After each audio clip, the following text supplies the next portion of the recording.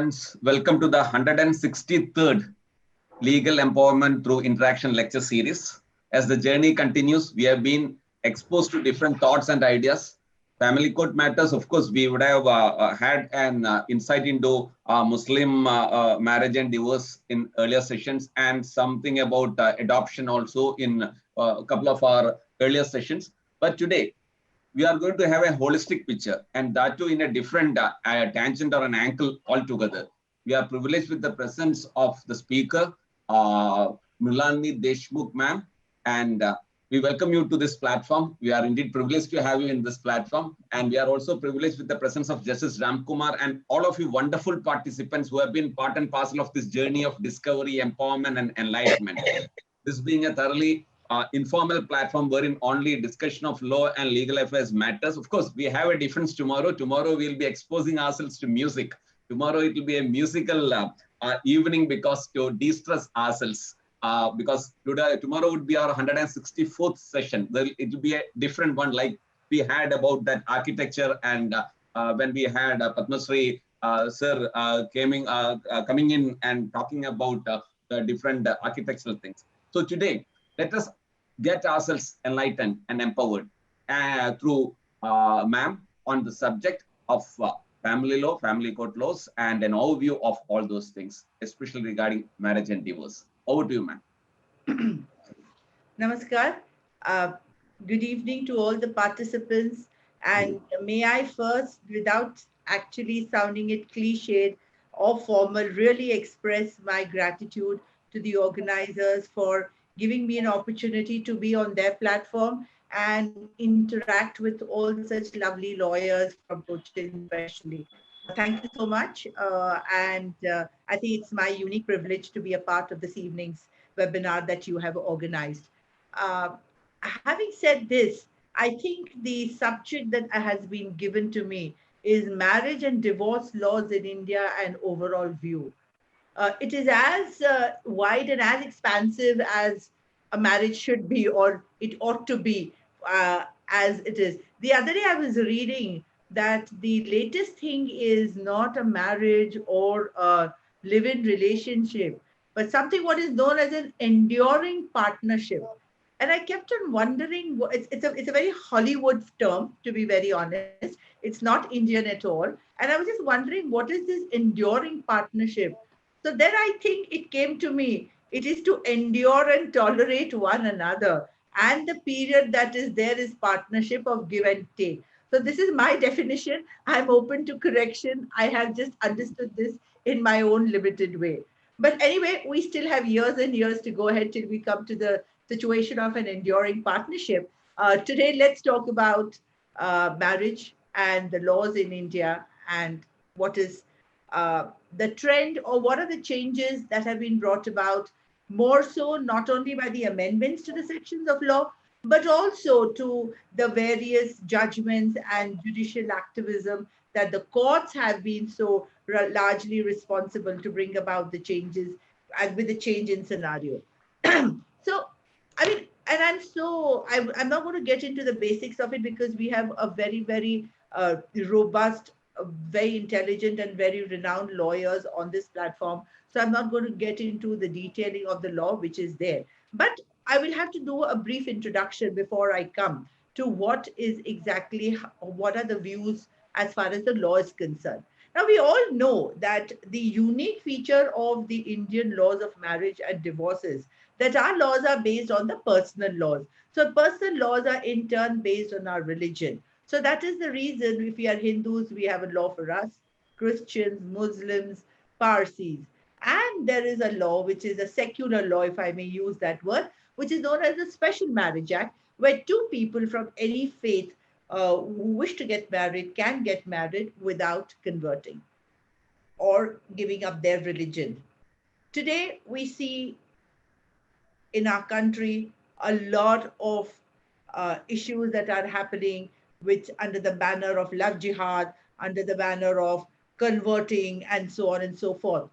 The reason for this is because we do not have a uniformity in the laws with regards to marriage, divorce, and other ancillary reliefs, which may be custody, maintenance, etc.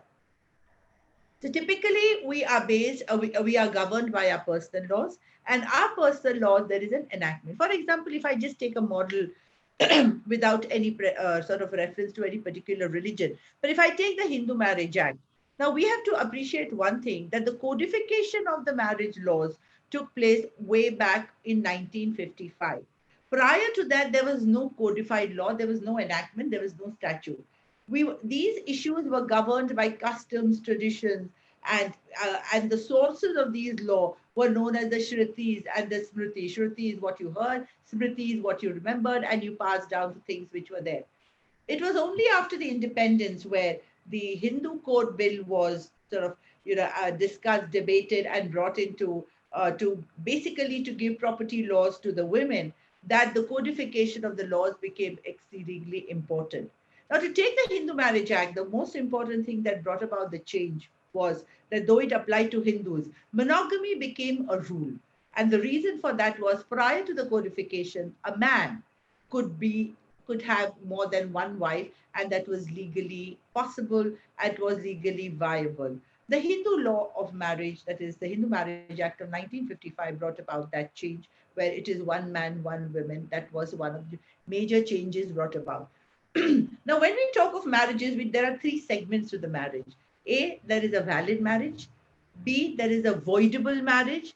And three, which is what is known as a void marriage. A valid marriage under the law is, after the codification, the age of the parties has to be there. For example, the girl has to be 18 and the boy has to be 21. Prior to that, as we all know and we must have heard, there were a lot of child marriages that were going on. There was no age bar. People could get married. I mean, the kids could get married at the age of 12, 13, 14. And today, even if you know, a movement is going on within the activists and the feminist group, whether the age of 18, which is now mandatory for a girl to, I mean, she has to be minimum 18 years of age, should be raised, because they feel that there is a discrimination. A man needs to be 21 and a girl needs to be 18. Why should it be not there? They should also raise the age of the girl for the marriage. But that's a proposal that is being debated amongst this legal circles. Now, once we have this situation that where there is, so the essentials of a valid marriage are, both the parties have to be Hindus, they have to be at the age of 18, 21, they have to undergo ceremonies of marriage, and they have to, and thereafter, the registration of marriage makes it a valid marriage. A void marriage is one of these things which is not happening. And the reason, and the other thing for a void marriage is, what are the reasons by which a marriage which is performed becomes void? I'll come to that later. And voidable marriages, if one of these issues are there where the age of the parties is a little lopsided, or she's say 17 and she's not become 18, whether that can be covered, and so on and so forth. Now, when we talk about this, I'll tell you a very, the current trend or kind of cases that I see in, I'm talking especially in Mumbai. I don't know about the other places which are there. There are a Hindu and a non-Hindu. So let us say, for example, a Christian, and I'm telling you about the case that I'm dealing with. A Hindu woman falls in love with a Christian man, and she wants to get married. She wants to get married as per the Hindu Marriage Act, and that is why they go to a temple, or they go to and they get the marriage done. Now, one of the essential conditions of the Hindu marriage is that both the parties have to be Hindus, and if one of them is not a Hindu, he has to convert. Now, in this case, the boy who was a non-Hindu did not feel the need to convert, or they were not even advised accordingly. Everything went off hunky-dory. They got married. They got their marriage registered also under the Hindu Marriage Act. So a marriage of a Christian man and a Hindu woman who got married in temple got their marriage registered with the registrar of marriage under the Hindu Marriage Act. Things were okay for 10 years, 12 years, and thereafter there were some issues and they wanted to go for a divorce. And they wanted to go for a divorce by mutual consent. So there was no fight, there was nothing which it. That is the time when they came to me and they said that we want to take a divorce by mutual consent. So I said, let me see all the documents. That's the time when I realized that they could not file a petition under the Hindu Marriage Act for mutual consent because one of the parties was not a Hindu and he still continued to be. So then what is the status of that marriage? I cannot go under the Hindu Marriage Act because one of the act is not applicable, because one of the parties is not a Hindu. I cannot go under any other enactment because the marriage is registered under the Hindu Marriage Act. because probably the registrars and those people concerned had not gone into those details.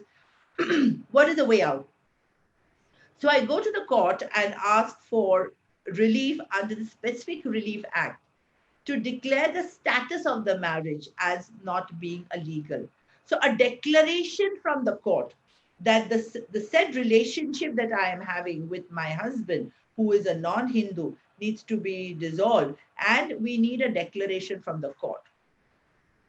We went to the lower court and we said declaration, because they said, no, we cannot give you that, because you cannot have a declaration to that effect, because you were aware that that's a reasoning given, that you were aware that a Hindu and a non-Hindu cannot get married. You cannot now come. Your marriage is null and void in any event. You don't have to get it. But we said we have certificate of marriage and we need to get it done. At that point of time, we went to the High Court, and the High Court came to the rescue of the lady. And the High Court said that a marriage between a Hindu and a non-Hindu, which is void ab initio because one of the parties is not a Hindu, then there is no reason why the courts cannot grant. But even when I say this, and we have honorable judges on this platform, and I would stand to correct myself, even today there is no given law at which what happens to the status of such people. The Specific Relief Act is applicable because in the absence of the Hindu Marriage Act. And that is why, there's a lot of debate now going on. In fact, there is an SLP, there is a 32 petition going on in the High Court, writ court of the Supreme Court, where they are now asking whether uniform civil court should be introduced so that there is uniformity of laws everywhere and such anomalies do not come forward. So anyway, having said to all these things which are there, if a marriage does not work, then what is the way out? So there are two categories which are there of divorce. Number one is what is known as a false theory of divorce, which is what was initially enacted in the year 1955. That means there is a fault on part of one of the parties to the marriage, as a result of which the other party is being aggrieved. For example, a wife says that my husband is absolutely insensitive, he's humiliating, he doesn't treat me well. And as a result of which, I feel there is mental cruelty perpetrated on me, and I need a divorce on that ground. So that is one ground of divorce, which is cruelty. I'll come to it, how it was expanded later from the 1955 decision. And second ground of divorce, which is a false theory, if one of the spouses abandons or deserts or leaves, then the person who has been abandoned or deserted does have a ground. I'll come to a little later what is the meaning of desertion under law, because this is an oft asked question to the lawyers to whom the clients come, that he's left me and gone, can I get a divorce because he's deserted me? So what is desertion under law, in law as understood, is different from what is. So as I was saying that the fault grounds of divorces, quickly I'll tell you. One is cruelty, which is mental and physical. The second one is desertion, which is abandonment and not performing the functions in a marriage, which again I'll come to in details a little later. The third one was adultery. Now, what I was talking about adultery was that adultery today still continues to be a ground under the marriage laws, as far as Christians are concerned, Hindus are concerned, Parsis are concerned, so on and so forth. But it was also a ground under the criminal law, wherein the husband, if a wife had committed adultery, then the husband could file a criminal case against the paramour of that wife, and also without making wife a party to it or an accomplice, but obviously she would be mentioned as the person with whom the paramour had a case against.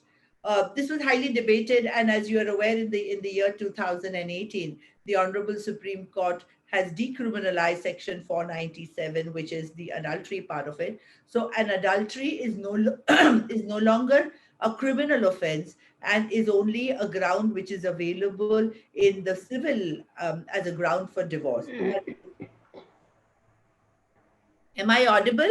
Just tell me when I arrive. Yes. Yeah. So today, that is no longer a ground available under adultery, under the criminal law, and is only a ground available under the civil law, which is the matrimonial law. So these are different things which are there, and the women have been given some extra grounds if there is some kind of, I would not like to say marital rape, but there are certain abnormal sexual expectations from the wife, or there is some kind of force which is a sexual assault on the woman, etc. Were the additional grounds which were available to the wife, which we talk about the 1955. But strangely, the 1955 law did not have a provision for a mutual consent. What happens if two people just feel that they don't get along? I don't want to say that this man is cruel or he is adulterous or he has deserted me. I just can't get along. And that is why an amendment was brought about in the year 1976. And this amendment brought about a concept of divorce by mutual consent, wherein two people, and there were the conditions that were put in, that it has to be, you can file for divorce by mutual consent only if you fulfill the following conditions. Number one, you can file the petition only after 1 year from the date of your marriage, and it's not or, please bear in mind, and 1 year from the date of the separation. Now, separation here included physical separation. And number three, after you file the petition, there are two motions. You file first motion and you wait minimum for a period of 6 months, and the life of the petition is 18 months, and so on and so forth. Now, increasingly in Bombay, and I'm talking about Bombay and Delhi, where we found somehow the marriages were so short-lived that people hardly lived for a year and a half, and they wanted to divorce. They came and then they said, oh, we don't have a physical separation for 1 year, but we are not cohabiting. We are living under the same roof, but we are not cohabiting as husband and wife for a period of 1 year. So we are under one roof, but we are not cohabiting as husband and wife. So now the law has understood to take that as a separation. And so a woman that we make the petition is, though the husband and wife have been living under the same roof, they have not been cohabiting for a period of 1 year prior to the filing of the petition, which is there, which is now accepted by the courts as being a valid requirement which is there. The next part that we need to see is that whilst this is going on, the concept of cruelty as understood in the 1955 was later expanded and later amplified and started including not only initial, which was there, like a physical cruelty or a physical assault, but also started considering cases where there could be no physical violence, but there could be a mental, emotional violence on a party. And that is where the question of mental cruelty came up. And that is, so I stated earlier, these were the grounds which were available, and how the law has expanded and amplified the grounds which were available, and what is the meaning of this. The classical case for cruelty was in the year 1975, Dastane versus Dastane, which I'm sure all of us know about it. This was decided by the then Chief Justice of the Supreme Court, Justice Y.V. Chandrachud, in which they have realized that there was this case where a woman was behaving in a manner which was causing a lot of mental agony to the husband. He was a doctor, and it was creating a lot of agony to him. And that is the reason when the courts came and laid down the law that cruelty in law does not only mean physical cruelty, it can also mean mental cruelty. Now, to share some example, I get a lot of cases which are there where, today men and women are equally qualified. Women also are working, they are doing a lot of things. But sometimes a husband may not be cruel to her in terms of beating her up or being, but he can make nasty, humiliating, and very remarks which cause a lot of mental agony to her. And the courts have taken that also amounts to mental cruelty. Now, for it comes to desertion part of it, the desertion is abandonment of one spouse by the other without a reasonable and a justifiable cause, and the desertion has to be for a period of 2 years prior to the filing of the petition. Now, questions that came up, because clients come to us and say, my husband has left me for the last 6 months, can I file for desertion and get So the answer to that is no, that is not how abortion is understood under the matrimonial law. Lastly, and more importantly, is there is a case of unsoundness of mind. But there could be a situation where one of the spouses has unsoundness of mind as understood in law, and as a result of which the person who is the other spouse is affected due to the behavioral issues of the other spouse. Now, the question that has come up is, does unsoundness of the mind which existed prior to marriage and not disclosed, does it come under fraud for the purposes of making the marriage void? Or if the unsoundness of mind comes after the marriage and there is no trace of it prior to marriage, then it becomes a ground for divorce. So this is a little sort of, separation of what the same ground could mean. It could be fraud. You have not disclosed the part of your marriage, a very essential part of your marriage, of your personality, that you're suffering from some kind of a mental illness. Or if it comes after this, it becomes a ground for divorce. Now, after having gone through all these things, and if the parties come to, if the courts come to a decision, the fallout of this are the ancillary reliefs. And those ancillary reliefs are reliefs in terms of maintenance alimony, if there is a wife or the husband, and as the case may be, the custody of the children, the visitation, and so on and so forth. Now, most of us are lawyers, and we have seen this. We read every day in the newspapers that the Supreme Court has said A, about a custody issue, B, about the alimony issue. Uh, with this NRIs, and I think it's also a problem which has become a very all over India, whether it's North India, South India, which part of it.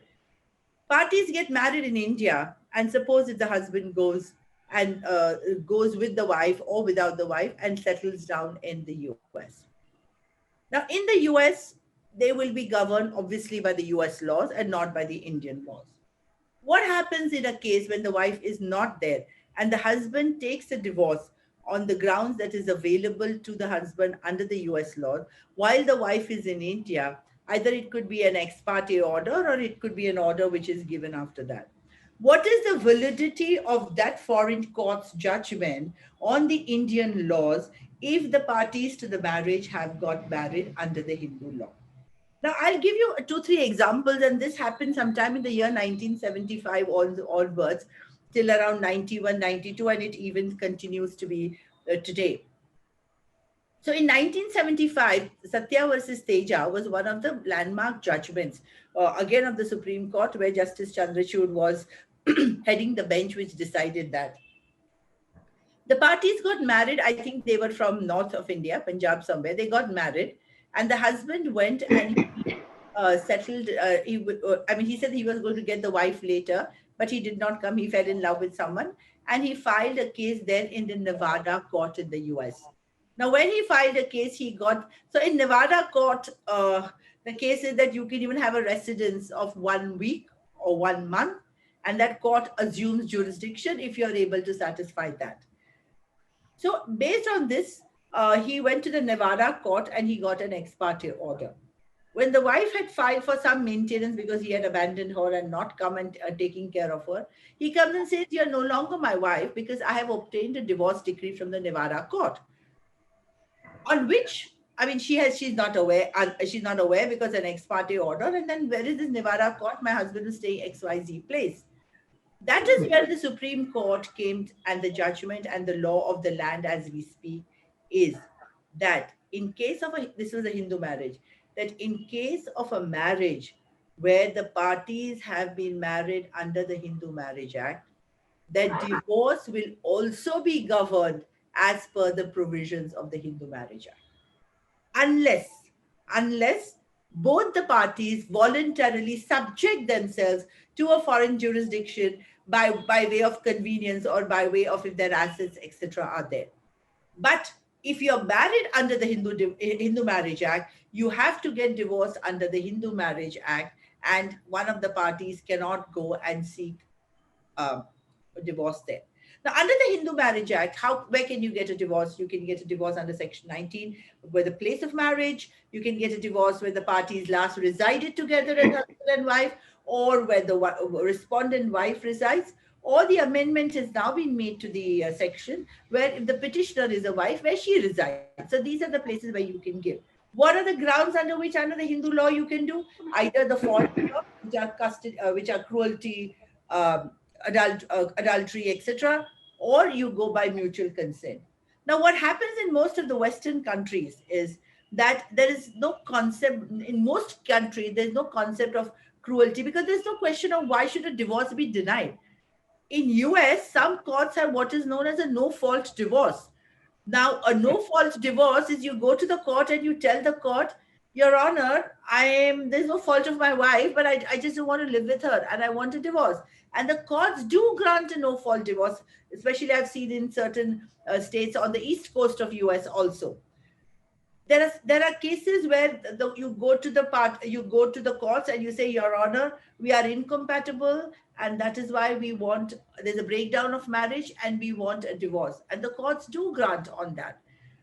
Under the Indian law, breakdown of marriage, incompatibility, or whatever other things is a mutually joint statement which is made under the mutual consent divorce. By one person saying it does not make it. This is not a ground which is available to us under the Indian. As a result of which, because of the host a lot of cases, so there was Satya versus Teja, then there was Narasimha Rao's judgment of 1991 Supreme Court, where also they held the same thing.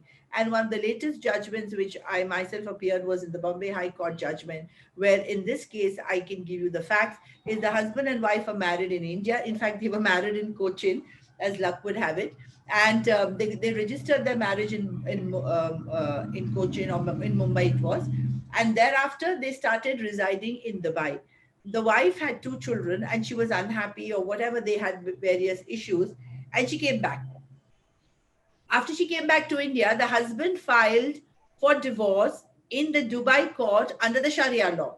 Now, the question here is, we are 2 Hindus, married under the Hindu Marriage Act, registered under the Hindu Marriage Act, but in Dubai, the law was Sharia law.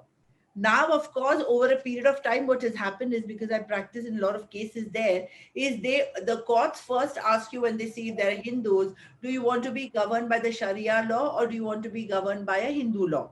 So in fact, the choice is given to the person who is asked. And the easiest way to get a divorce is under the Sharia law. So a Hindu would also say that I want to be governed by the Sharia law and I don't want. Nowadays, seeing a lot of such cases where the courts in India have held that the divorce decree granted by the Dubai court, which is for parties who got married under the Hindu law and not on the grounds which are available under the Hindu law, are not a decree that can be held to be a valid decree enforceable under Section 44A and other relevant sections of CPC, Section 13 of CPC. All those sections are applicable. Nowadays, because of the number of cases which has happened, I can tell you about the Dubai courts. In Dubai, if a person, say a husband-wife, files a case against the wife, and the wife is not residing in Dubai, but she's residing elsewhere, the courts say we have no jurisdiction. If you want us to decide under the law of the law, which is the Hindu law, then both the parties have to be here. Otherwise, this court has no jurisdiction. Because then they were inundated with a lot of cases where the husbands were fighting and the wives were struggling here to kind of oppose it or to get relief, alternate relief, which is there. We find a lot of these things in the US courts. A new concept which is very popular under the commercial law is also nowadays being very widely used by lawyers like us in foreign court jurisdiction, which is known as an anti-suit injunction. Now, we all know Modi Entertainment, which is one of the classical cases in commercial corporate law, which talks about the anti-suit. For example, what happens is that I have filed a petition in India on the grounds of, for a wife, for XYZ ground. The husband goes and files it in San Francisco court because he's residing there on the grounds available, which is easier for him to get a divorce because there you don't have to prove a divorce. Under the Indian law, what happens is if there is no mutual consent divorce, then I have to go to the judge and prove to the judge as to why it is impossible for me to live here. If the court is convinced about the facts, the law, the witnesses, the evidence, documentary, etc., then the courts might give a divorce if they feel it is a fit and proper case to be given, which is not so otherwise. The wife, sorry, am I audible or not? Yes, there's some momentary disruption. Now it's okay. Okay. So the question that arises is that suppose if I file for a wife in India and the husband has also filed in San Francisco, then I have an option, and I'm first in point of time to file, and the husband has been served with my petition. After the husband has been served, he files in San Francisco. Then I can file for what is known as an anti-suit injunction, wherein I cannot ask the courts not to proceed because these courts have have nothing to do with the courts. They cannot direct the courts there. But since the respondent is a party to the proceedings here, an anti-suit injunction could be passed against him, restraining the respondent husband from proceeding in the US court. And the wife's counsel in the US would go and show that there is a ban. And of course, the committee of courts and the courts respect each other, courts' orders which are there. So these are the kind of things that I'm increasingly finding in more of these NRI marriages, if I may use that word, where non-residents come here, get married, and they go back, and they then want to be selectively married under the Hindu law, under the Indian law, but then selectively get divorced under that because that's an easier part of it. The other issue that we normally see is the child custody cases. I'll come to it. But since I'm talking on these foreign courts, I will tell you that. Husband and wife, I'm dealing with a case where both of them are doctors, very well-known doctors in UK, basically from Bombay, Hindus, got married in India, registered their marriage in India, and went to UK. Subsequently, acquired citizenship. The child was born. Was born in UK. The child also became a UK citizen. There were some issues that started between the husband and the wife, and the wife and the child were started staying in UK originally, and then after some time, without the consent of the husband, she brought the child to India. Now, in UK and US, the concept broadly is that the child is supposed to be in the joint custody of the father and the mother, even if the child is 1 month old. It could be physically with the mother, but in a format, it is in a joint custody. So she brings the child over here in India, and she says that I'm unhappy there, etc. Creates a jurisdiction over here. Because she has brought a UK child to India, the husband files proceedings in the UK court, and the UK court declares that the child is the ward of the court, and the child was abducted, and the mother is guilty of parental abduction without seeking the permission which is there. So here, the Indian courts have said, oh, she's an Indian origin, she has an OCI card, and she belongs to here, her marriage was here, and she's got a 4-year-old child, where does she go? And that is why the courts came to the rescue of the lady and gave her the relief of injunction that the husband cannot remove the child from her custody and physical care, which is there, till such time the custody issue is decided, because custody is decided on the parameters of best interest and welfare of the child. And it's not the right of the parents, but the best interest of the child. But till such time, the court said, we will protect you and we will let you have the child. The UK courts gives him an order to get the child back. So now we have two conflicting orders where the India court has given that blanket permission to the lady to keep the child till we decide the custody issue, whilst the UK court comes and does this. Now, what does a judge do? Sir, I'm asking you, if you were a judge, what would you do? Because ultimately, you have to take care of the wife and the child because they are here. They are in your jurisdiction and you need to take care of that. But the other court, parallel court, which is equally competent court of jurisdiction, which has taken everything into consideration and finds that the wife has been guilty of parental abduction. So there was a case which was made out there. The husband is filing the case here. Under the Indian laws, the courts came to the rescue of the woman and they said, no, she's a lady and she's got a child and we need to protect her and let the India courts decide the best interest parameter, because that's a parameter used universally by everybody. So these are the kind. We also have a lot of cases where we see that the child is taken away from India to any other place without the knowledge. I can narrate a case of yours, of mine, where the child was with the mother here. The child was a US citizen. The mother and the child were staying in India. The mother was also here. The father flew down one day and he just went to the child's school to meet her. And probably because the child was an American citizen, and the passport of the child was with the mother. And the mother was at home, the child was in school.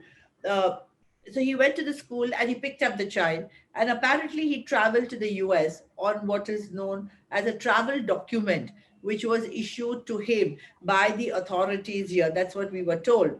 And as a result of which, he took the child back to the US because the child was of a US citizen, was a US citizen, and got an order from the US court that this is what had happened. There was abduction, but I brought back.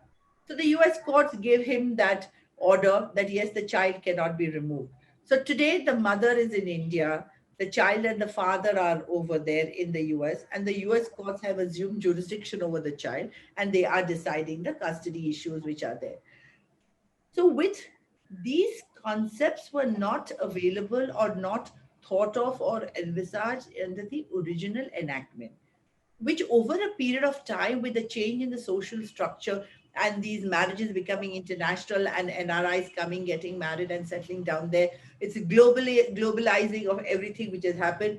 New issues have come up, and that's how the courts have come into sort of interpreting and reinventing what is the meaning of all these provisions, how they have to go about it, what is the best interest is to be taken care of, and how do the courts decide the best. So today you'll be surprised to know that even in the Supreme Court, there's so many cases of child custody which are of foreign courts order clashing with the Indian courts order, and so on and so forth.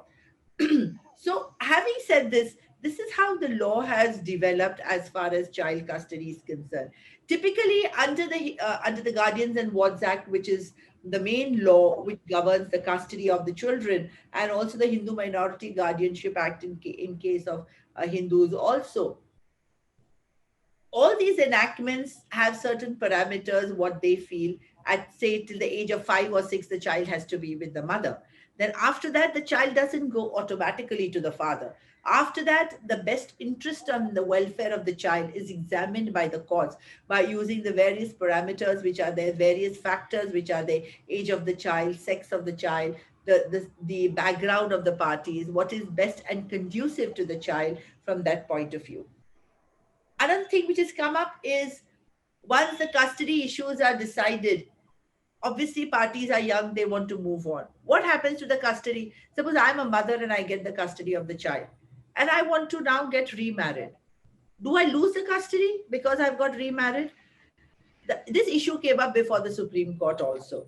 In the famous case of Anil Kumble, the cricketer, he was engaged with a lady who was in a battle with her husband for the custody, and she got the custody of the child. After she got the custody of the child, then she got remarried to Mr. Anil Kumble. After she got remarried to Mr. Anil Kumble, then the husband filed a case against the wife in the court, custody case, saying that he was getting visitation rights and there was no such issue about it. Then the case came before the court. It traveled from all the way from the lower courts to the high courts to the Supreme Court, and it said that listen, she's got now remarried.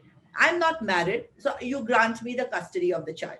Why should it be with the mother? Why should the child, my child, stay with some other man who my wife is married to?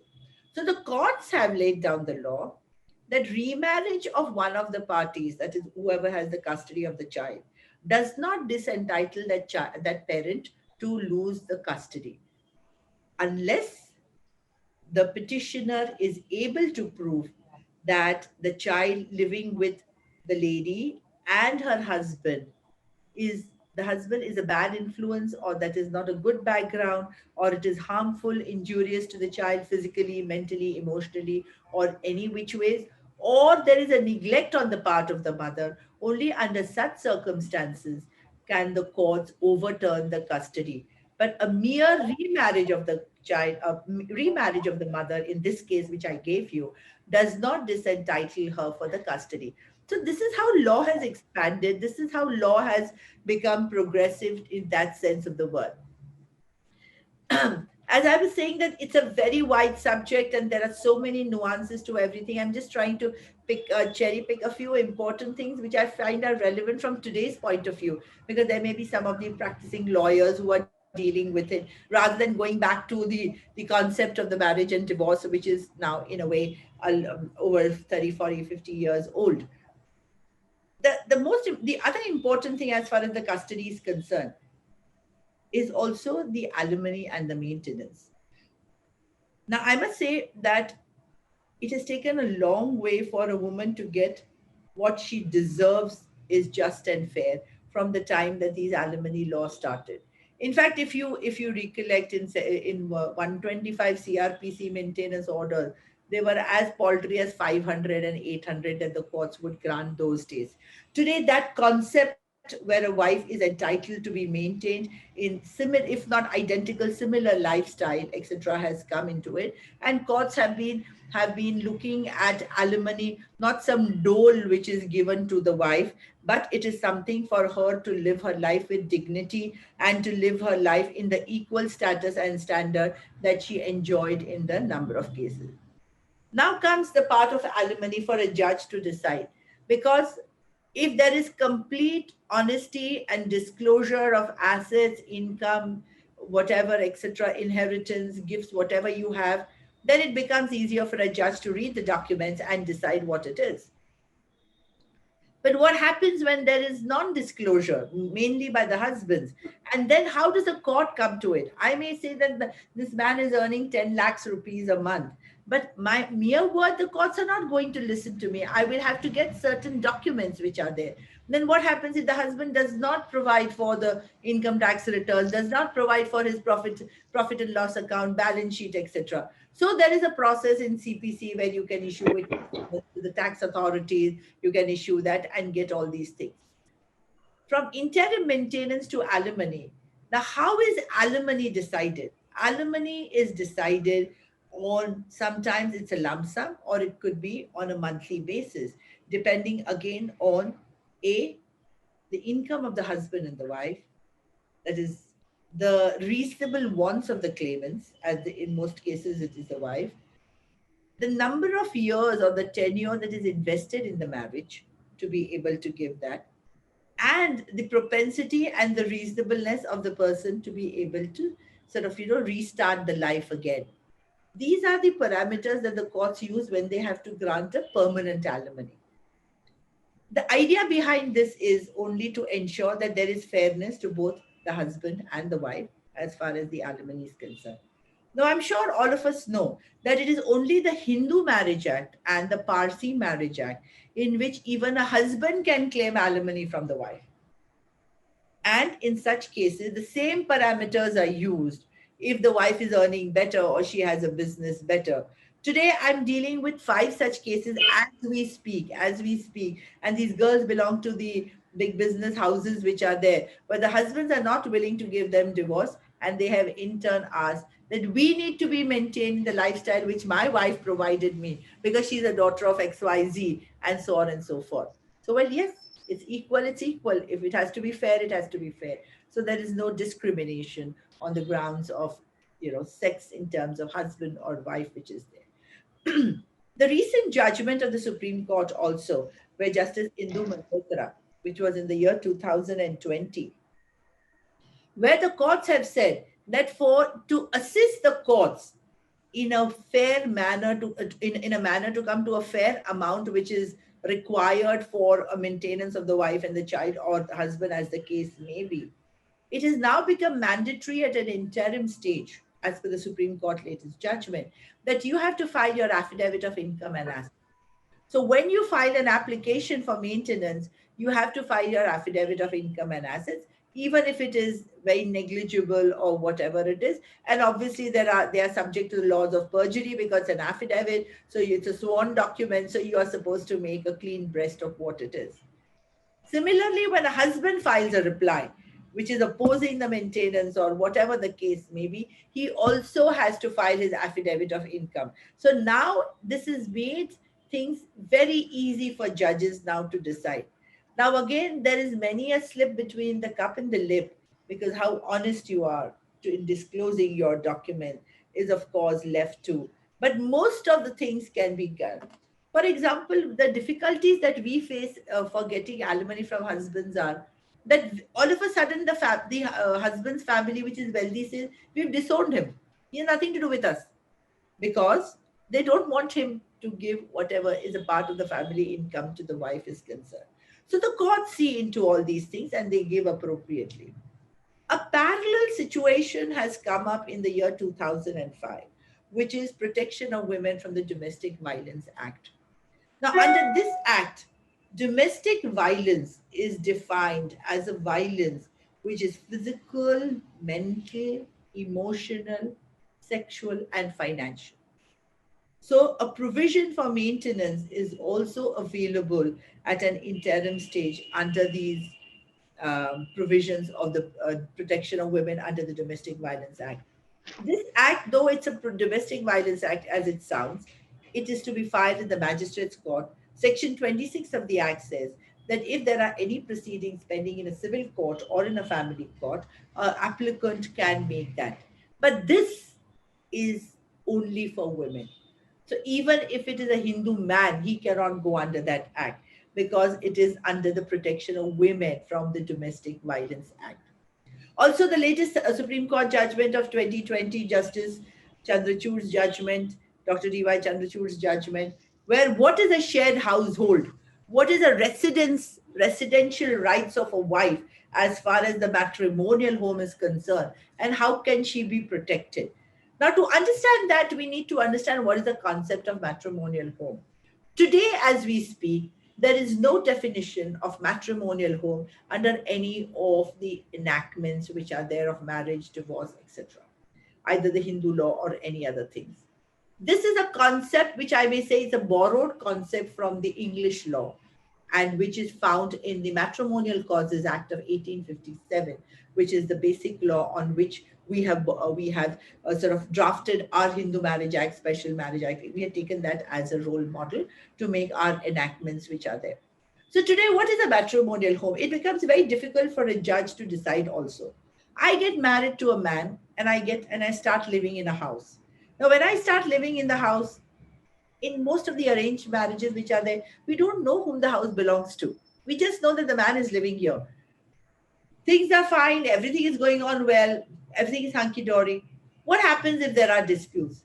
Then all of a sudden, then the in-laws can say that, listen, this is not your husband's house, so you have no right to stay here. This house belongs to me. What happens to that girl?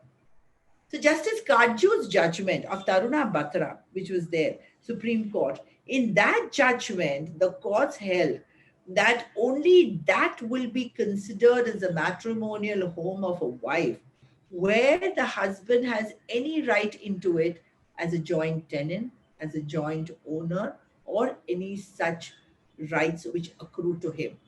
Because the right of a wife arises, or she draws her rights from the husband. If in a particular home, which belongs to either the parents or the grandparents, the husband has no right, then the wife will have no other rights. However, now again the law has changed.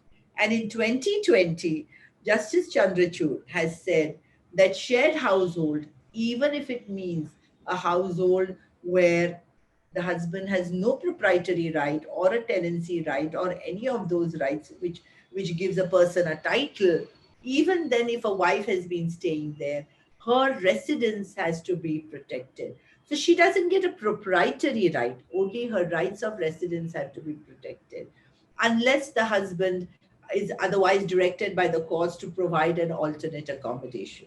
So these are the ways, this is the way that the laws have been sort of, enhanced and sort of amplified and made it very, very how would I put it, a very sort of with the current situations which are there, rather than just going by the strict rule book. This is what it is. So judicial activism and the judicial interpretations of all these things have contributed a lot to the development of law, besides the usual amendments, which is a procedure which goes as far as the laws are concerned.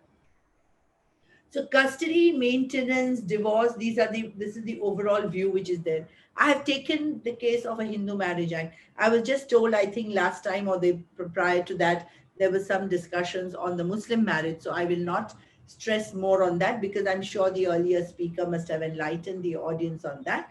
But we all know about how lopsided the Muslim law was, where a husband could pronounce triple talaq and get rid of his wife. But now that's no longer a law of the land, because of the Shaira Banu judgment of the Supreme Court, which is now held that the instant triple talaq is not a valid divorce, and how the law has expanded in that. I will not go into it because the earlier speaker has probably spoken a lot about it. What is the other laws which are there, which is the Parsi Marriage Act, the Special Marriage Act, and the Indian Divorce Act. Even the Indian Divorce Act underwent a lot of changes, because earlier it was church considered marriage to be an indissoluble union of the two people, which only God can, because the oath or the vow that is taken is till death do us apart. So there was these ecclesiastical courts which played a role in, I'm talking about the English law, which played a role in looking at the dissolution of marriage, in a very different manner. Today, the law has changed, and our Indian Divorce Act is also based on that. Today, it's an 1860 Act. It has undergone a lot of changes, more by judicial interpretations and things which are there. So, for the first time, there is a concept of that you can get a divorce without making adultery as one of the necessary ingredients, which was earlier the law. Or we now have that even two Christians can go for divorce by mutual consent under the Indian Divorce Act, after fulfilling all those parameters which are mentioned in the enactment. So I think this is what I would like to say as far as an overview is concerned. But what I would really also like to say is my views on the current laws, if that is something which is there. Today, in reality, I find that courts can be not very pragmatic in dissolving the marriages, because they feel that a particular husband or the wife has not proved cruelty as understood under law. Now, these are concepts which are very difficult to prove, because what happens within the four walls. Now, we see in cases of non-consummation of marriage, when you say that there is impotency on the part of the other spouse. Now, law, as we know, doesn't talk only, or does not understand impotency only as physical or physiological impotency, but it also includes what is known as a psychological or a mental impotency, where a man or a woman may be otherwise physically absolutely fit and potent, but is unable to consummate the marriage due to some mental block or due to some kind of things, baggage of the past, which is there. Now, the issue that arises here is that if the parties are living for separated for 5 years, 6 years, 8 years, 10 years, even then, in some cases, we find that the courts don't grant them divorce, because okay, you're separated for 8 years, but you've not proved cruelty. Now, how does one go and prove it? I mean, we've just put the facts before you, but look at the fact that 8 years we are separated. But the law does not permit the judge to pass an order of divorce unless I'm able to prove cruelty or desertion. A mere separation of 5, 8, 10 years does not grant it, which otherwise in all over the world, a separation of more than 2 years is taken to be a good ground for a divorce. Recommendations have been made, and the Law Commission has also toying with the idea that if there is, even in contested matters, a separation of 3 years or 4 years, no, I think 2 years or 3 years, then that could be taken as a ground for the irretrievable breakdown of marriage. Today, we don't have the irretrievable breakdown of marriage as a ground for divorce in a contested case. It's only in a mutual consent. But there may be cases where completely the relation is broken down. There's no communication, there is no relationship, it's only on paper. And does it make sense to continue the so-called marriage? This is something that we all need to think about it. Or does it become an easy tool for some people to just say, oh, I'm separated for 3 years, now just give me a divorce and leave the wife the way she is? So we are caught between our traditional systems and the structure and also what the law is. So that's how I think some recommendations. Also, under the Indian law, we do not have equitable and proportionate distribution of the marital assets to the wife. A wife is only entitled to maintenance and alimony, but she's not entitled to marital assets.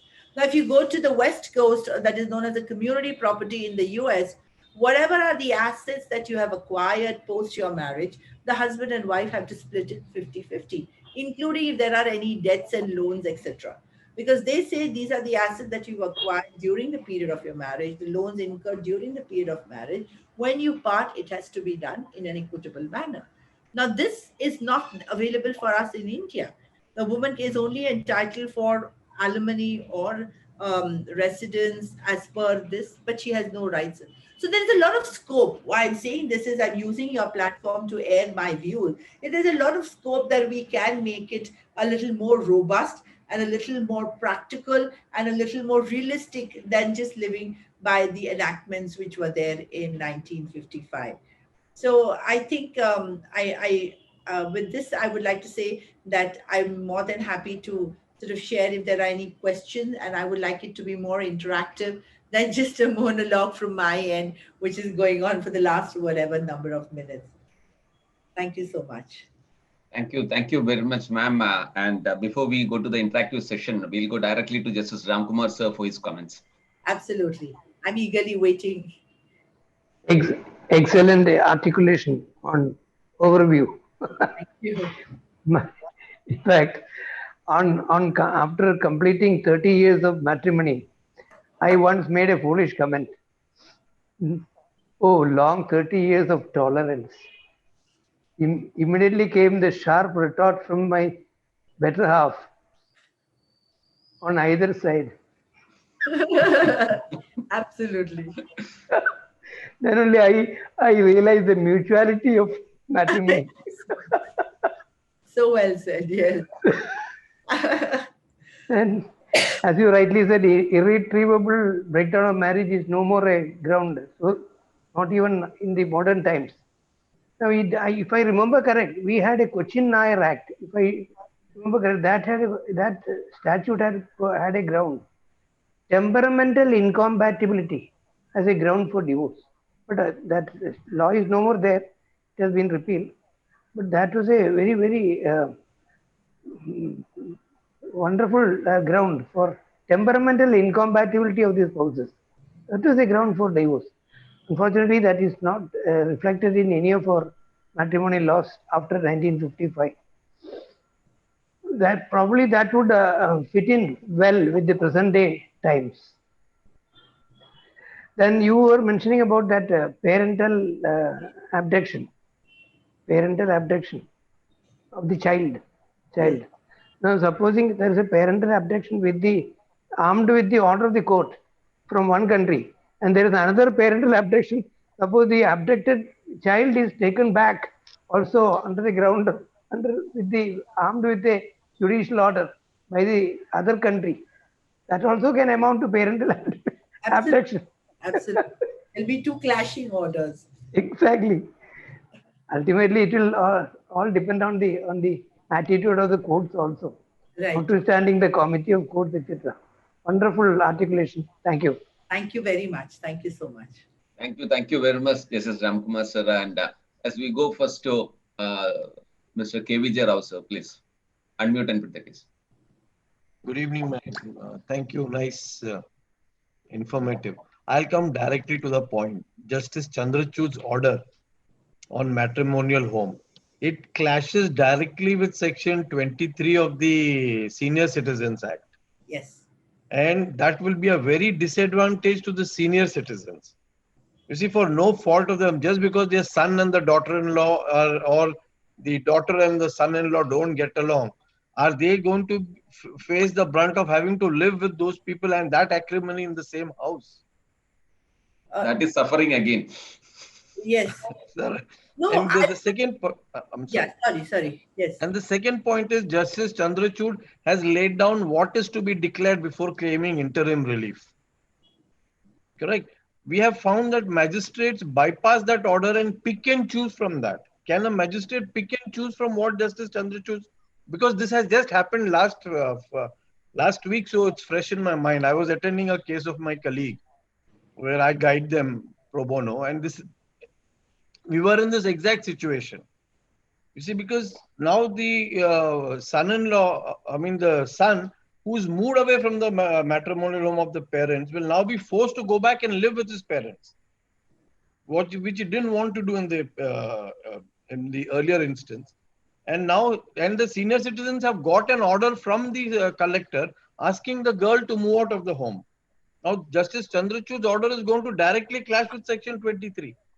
No, sir, but what Justice D.Y. Chandrachud has said in his order, and it's not, we are bound by that order, but we can always have a difference of opinion, is that they say the rights of a wife in a matrimonial home or a shared household cannot be toppled by a tribunal's order of eviction. In that case, what had happened is the senior citizens had approached the tribunal, which is for the senior citizens protection, and they have said this is what is happening and we need it. And the tribunal felt it was right in its own wisdom that the son, because these are all grown-up people, they cannot be a burden on the parents and cause constant harassment and torture by living there. They are going to reduce the life of the parents also by the stress that they go through. But today, unfortunately, I'm a woman, but I mean, let me be very honest about it, that there are so many of these laws which have been abused by women. And I must say that 498 is the standing one. So we don't 498 domestic violence also, for that matter. Yeah. And which is, see, all these laws have been enacted with a very great noble view to protect those. But what happens is, the haves take the advantage or abuse, and the have-nots are left with nothing. Though the law, a few rotten apples give it a bad name, but then we have to learn. Even OXO is being abused. Yes, most of them are being abused. Now, coming back to the point, ma'am, then how do we get out of this situation of Section 23 then? But this is now what the law is. But now what is happening is that there is no question of getting out. Because suppose if you are appearing for the wife, you are going to say that you tribunal, you have no rights now, because this is what the shared household judgment of the Supreme Court is there. So now what would be the constitutional validity of a tribunal exactly. or the of the tribunal as far as the rights of the in-laws, the daughter-in-law is concerned, will have to be examined, because it is then it makes the tribunal redundant. Probably it was not viewed from the geriatric point of view. Correct. No, but the point here is that if you don't view from the geriatric point of view, you are going to cause a lot of sort of injustice to the senior citizens who are there, where all the laws are in their favor for the rightly so, because they are in the evening or twilight of their life, and they need to be, because today you see a lot. That's why, sir, I have seen a lot of cases, and which I'm doing, where there are a lot of queries about a prenup. Now, people who come from reasonably well-to-do background, they want to protect their own wealth and the wealth of their son also. So I tell them that prenuptial agreements is not a tenable document. It's not like an agreement for sale or purchase, etc. So what we do is, and I must share this on this platform, that we have what is known as an MOU, which is drawn up between the intending parties, the man and the woman who intend to get married, that we are doing it. Each party, I ask them to take independent legal opinion, so that, it should not happen there's duress, there is any kind of, force, etc. And then we draw it up. And if it goes to a court of law, and if the parties are fighting, probably this document may just impress upon the court, we could impress upon the court the intent of the parties when they got married. So if the courts have to consider that could be an indication. And we very honestly tell the people that this is a moral binding, B, at best, it can be used as an intent of the parties if I were to argue the case, if there was non-compliance of it. So you are absolutely right. I agree with it, because I also find that as much as we should care for a woman, her right of residence, you cannot overlook the rights of the parents who have also, and not all of them are wealthy. People have really worked hard from their Yes, savings, yes. from the things they bought a house, or Exactly, they ma'am. bought all those things. They can't be just at the mercy of one woman who may decide to sort of, make their life a living hell. I agree with you. I completely agree with you. And they want Coming back peace. to this, so yes, sir. Coming back to Peace. the second point, ma'am, the guidelines of Chandrachud, can the magistrate pick and choose which document should be presented? So now that that affidavit of documents which is there, they Yes. have given that schedule to The pro forma, yeah. itself, pro forma. Yeah. Now, for example, as you rightly said, that if the magistrates overlook that, then again, as a lawyer, I would say you can challenge it in the High Court. That how the order of the lower court was not a reasoned out order, because they have not followed the guidelines set out by the Supreme Court in ascertaining what the income of the husband and all, and either which ways it can be challenged. But ultimately, what is the reality is a woman who is going for maintenance in a lower court is again battling lower court, high court, Supreme Court. So It she's is on asking both for sides, maintenance ma'am. on one side, and then this is how it happens. But that's a reality which we can't run away from. Run away with, yeah. Thanks, ma'am. Thank you very much. Thank you very much. Thank you, Kevidya Rao sir. Now we move on to Shanti. Shanti, please. You'll have to unmute.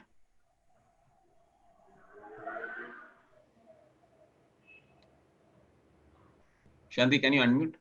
Yes, yes. Sure. Good evening, ma'am. Good evening to you. Thank you, ma'am. My question is under Hindu Marriage Act, ma'am, I was before told that under Section 24 of the Hindu Marriage Act, maintenance can be asked by a husband also. Yes. Can the husband go for a maintenance Shamsi petition from the family court? That is the wife has run away with another person, and she has only a house and property that is in the name of her mother. She is not earning now. Am I audible, ma'am? Yeah. So I have understood your point. Let me just articulate it better. So there is a Yes, husband and a wife, yes, where the wife has ran away with another man. yes, Wife has a property which is in her name, correct? No, not in her mother's name. Mother's name, in her mother's name. So your question is, can the husband ask for maintenance in such cases? Yes. No, he cannot. Now in COVID times, he is not earning. He has no income at all. But a majority of his earnings and savings were spent on the property, on that property, in the name of the wife's mother. So now she has no income. So there are two parts to it. Number one, as I understand, his contribution in the financial contribution in the purchase of a property which stands in his mother-in-law's name, not in his wife's name also. And secondly, during COVID times, he has no job or he's lost his job, etc. Yeah. Now can you ask for maintenance at this time? Yes. So under Section 24, maintenance can be only asked by the husband against the wife if the wife has sufficient income of her own, which helps her to take care of her expenses, etc.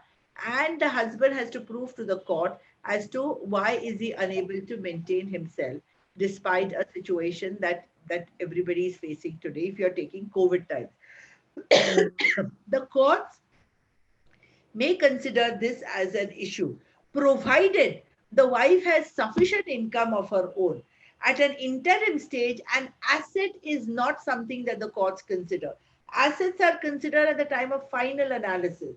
But income accruing from the various sources, whether it's a rental income, salary, interest on the fixed deposits, dividends on shares, etc. If the wife has sufficient income and if he's able to show that, then he can claim maintenance.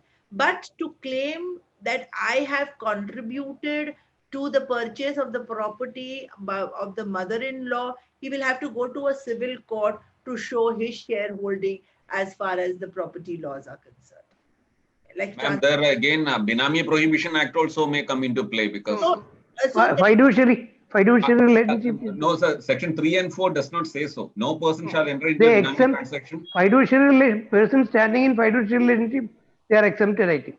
Yes. No, I mean, these are very different nuances. I think all of you are right. that there is a Benami transaction, there is something, but this is also a fiduciary relationship. It's not randomly done. But the issue here is that for maintenance, the only thing that the husband will have to impress upon the court is the income of the wife from all sources, and whether it is more than sufficient for her and for the other, so that he can make a claim, is what I would like to say. And the Yes, question is not clear as to whether that house has been let out to somebody and generating income, etc. But again, no, that it is income not. will go No, to the in-laws, no? Because Huh? this stands in the in-laws' name. The income will, suppose if it is let out, then the agreement will be between the in-laws and the tenant, and Yes, the income will go again to the in-laws. So the husband cannot ask for a share of the in-laws' income. ordinarily, yes, unless he proves his contribution. at this, may I ask, ma'am, at this end, the income, you mean income from the property. So income from the property, what does it mean? What kinds of income? Let it be the property income or the fixed deposit income. What kinds of income So from many income sources? from the property is basically rent or the license fee, as we call it. Yeah. So these Not are, imaginary. It has to be actual income. yeah, it cannot be, as you call it, in that sense of the word, which Net is worth of the property, or what might income it would have derived had it been let out or something like that. It's not let out anyway. It's the not let out here. the physical income that comes Not- from such a property, Absolutely. not a notional one. Exactly, Yes. not a notional one. Can the husband bring the extract from the bank account? Call for the documents from the bank Yes. that he has done That's such all. and such Yes. amount. Yes, from yes, the, all that is permitted, because whatever the wife can do under 24, calling for the witness summons of the income tax, bank statements, etc., all that is available to him also. yes.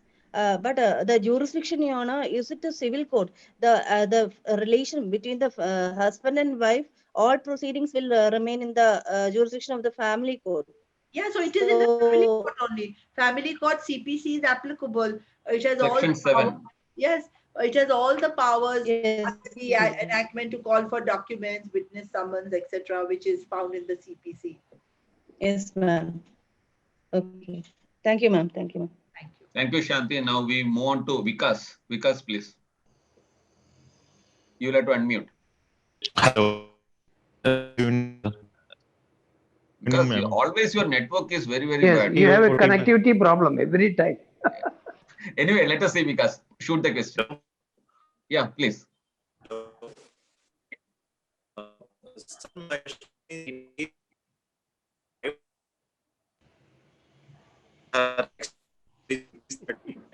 Today it is worse than ever.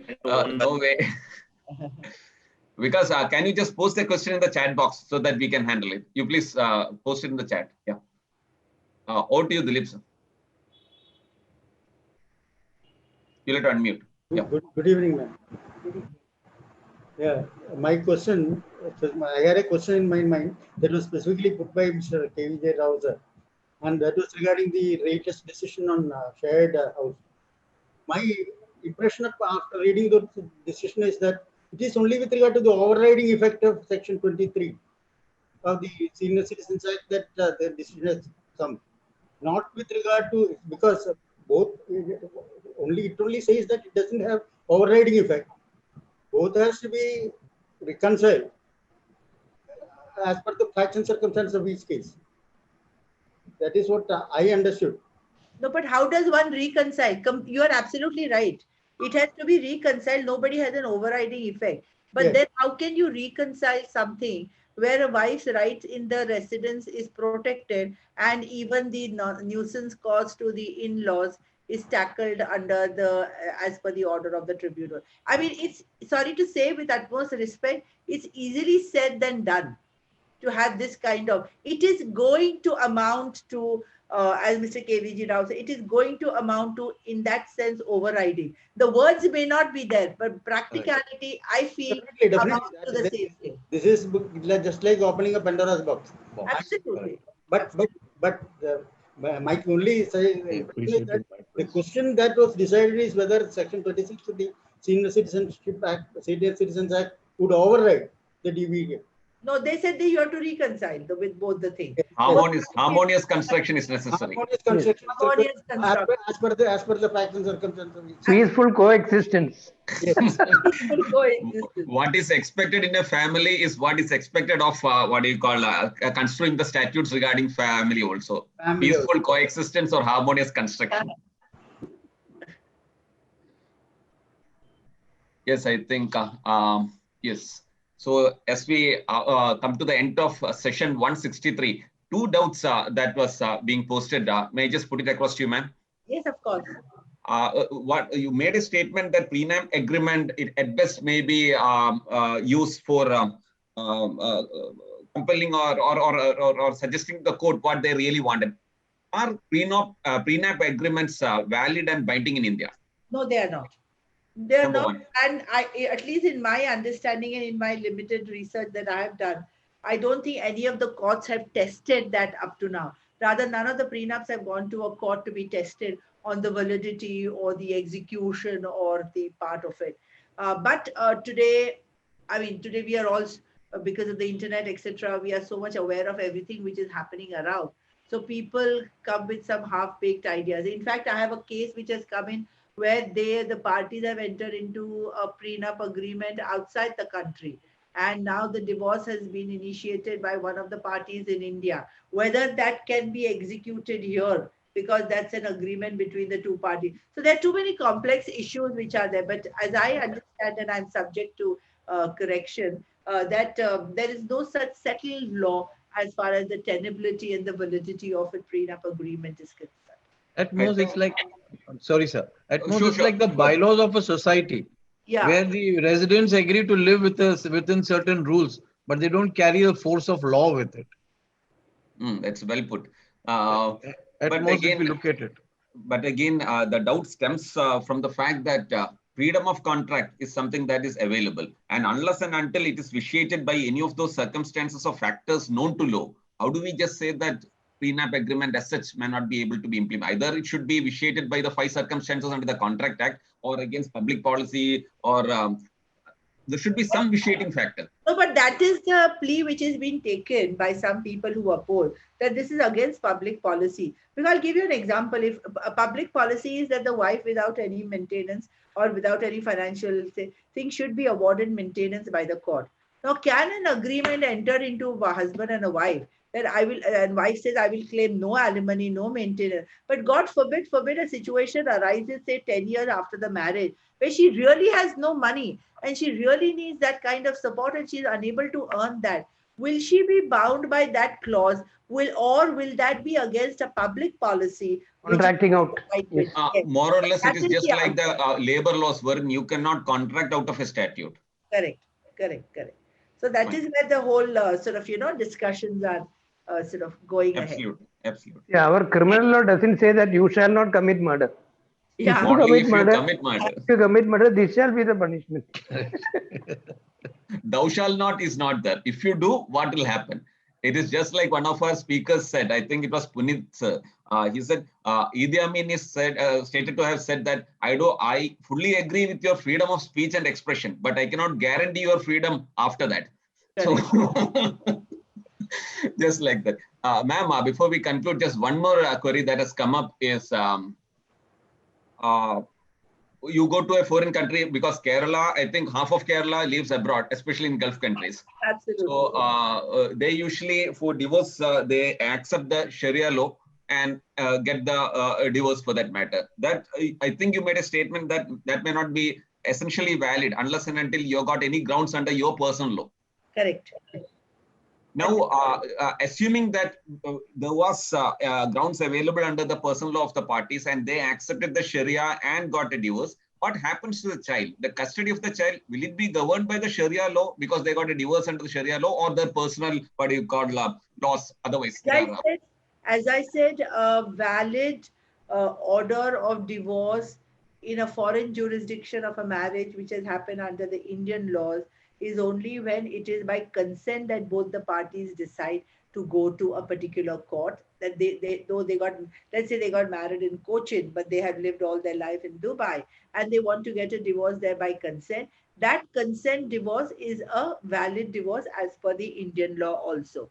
Now, once you go by consent, and whether you go by the Sharia law, or what is the understanding and the terms of agreement is the one which becomes a decree. Now, in those terms of agreement, if it's decided that the custody will be decided by Sharia, it is by mutual consent. So nobody can question that.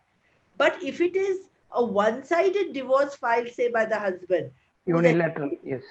if he's a Hindu and then he files for Sharia, that can be challenged by us in the India courts, even if he gets a custody order under Sharia, because that is not what the law is, what prevails under the Indian law for custody. So that is a difference between a contested one-sided petition vis-a-vis a mutual consent petition, where both the parties voluntarily have agreed to a court of other jurisdiction outside India. Ma'am, I think Vikas has posted his question. Petitioner filed case under section 125 with affidavit claiming 35,000 per month expenditure and dependent for the expenditure on her father. Father income is 24,000. Can 340 filed against petitioner? Yeah, because any statement which is made to the penalty of perjury on a sworn affidavit, I mean, that procedure can be done. In fact, a lot many cases come up where the income is not disclosed, or an incorrect statement is made that my salary is say 100 rupees, and then the income documents come on for before the court, and they realize it's not 100 rupees, but it is say 600 rupees. That is also perjury, because this was something which is within your knowledge. You know, it's like the Evidence Act 106, when things which are within your knowledge, the courts expect you to come and disclose it to the court and say this is what is there. So yes, it would amount to perjury, surely. Absolutely. I think we have Advocate Shabina with a query. Can you just unmute, please? Yeah, you're unmuted. Please go ahead. May I know the citation, madam? I mean, Justice Chandrachud's citation, latest citation. It's a 2020 judgment. I mean, I don't have it right now, but it's a 2020 judgment for the shared household, right? 2020, volume 6, KHC 749. 749. And one more citation, that is Hindu Malhotras. And that is also 2020. I've got it, but I'll just get it for you. These are all 2020 judgments. These are very latest judgments. Thank you. 1 second. Shekhar? I will just forward it to you. Yeah. Yes. Thank you, ma'am. Madam, T.K. Tope is your father. Oh, yes. He is a constitutional. He is a beautiful textbook on constitution. Yes. Ramkumar sir, I think he was the principal just before you Balsara, joined the Bombay yes, Law College. Yes, yes. And also, just one more thing, he was very closely associated with Dr. Ambedkar. So when they were having these Constituent Assembly discussions, I remember my father going over to Dr. Ambedkar, and this is what he tells us. And they were discussing about, because my father was also, in a way, an authority on Hindu code. And at that point of the Rao committee, which was there, which was suggesting what are the amendments to be made, codification of the Hindu law, and what are the, which is now we've seen in Hindu Marriage Act, Hindu Minority, Hindu, so many enactments which have come up. So those were the times that they were discussing. And I remember him saying those days that Dr. Ambedkar was very keen to have a uniform civil code. But then the larger prevailed, and they said, let's put it as a directive principles, and let's not make it as a, sort of because then it's in contrast to Article 25, your freedom to religion, etc. I do remember all those conversations. I used to tell my friends that myself and Dr. Ambedkar and Nani Palkewala studied in the same law college. in different periods. Now I can add T.K. Tope also. Thank you. But the college had a great history and a great tradition. All the Chandrachuds, I mean, not Dhananjay Chandrachud, yes. but his father was a professor. Sirvai was HN Sirvai. Yes. Mr. Palkewala was there. So, I mean, they had a great So we today come to the end of the 163rd session of Legal Empowerment Through Interaction lecture series. True to the name, it was empowerment and there was interaction, and the subject was dealt with, even though we were afraid that because of the vastness of the subject, we would be left in the lurch. I mean, we may not be even able to enter the waters. But it was smooth sailing. It was the way in which we wanted and the way in which you presented. Both were comfortable with the subject in the sense like you offered what we wanted. And I'm sure that the way in which you put it would go a long way, because many doubts were there. The very fact that in the interaction phase, there was not much of doubts itself shows the clarity in which the presentation was made. We are deeply indebted to you, ma'am, for coming onto our platform and sharing your thoughts and wisdom. We do expect you to be part of our family. We would like to have another session and more, even if possible, on different facets of it, because we would like to know more about this subject, and I'm sure that all the participants today reciprocate and subscribe to the request that I'm making today. And thank you very much, Ramkumar sir, for your valuable presence and inputs. And thank you, each and every one of you, for your presence, inputs, interaction. And tomorrow, if I may borrow the words of Justice Ramkumar, we have a forensic diversion into a musical bonanza. Tomorrow, we have the topic being mellifluent fusion of law and music. We have Professor Madhusudanan Nair leading the tomorrow's session. We'll have a tribute to the legend in Malayalam poetry we lost recently, Sugadakumari teacher, and then an insight into different ragas, especially that is exactly what I want. Especially in relation to film music, supported by accomplished musicians. We have an expert in the music also coming tomorrow. So tomorrow it will be what we have been doing for the last 163. We have been dealing with low and more low. Tomorrow it will be low, but it will be law of music. It has to do with stress relief. And in this period of pandemic, and when we are offered this holidays on account of Christmas, I think it is befitting that all of us relieve our stress tomorrow.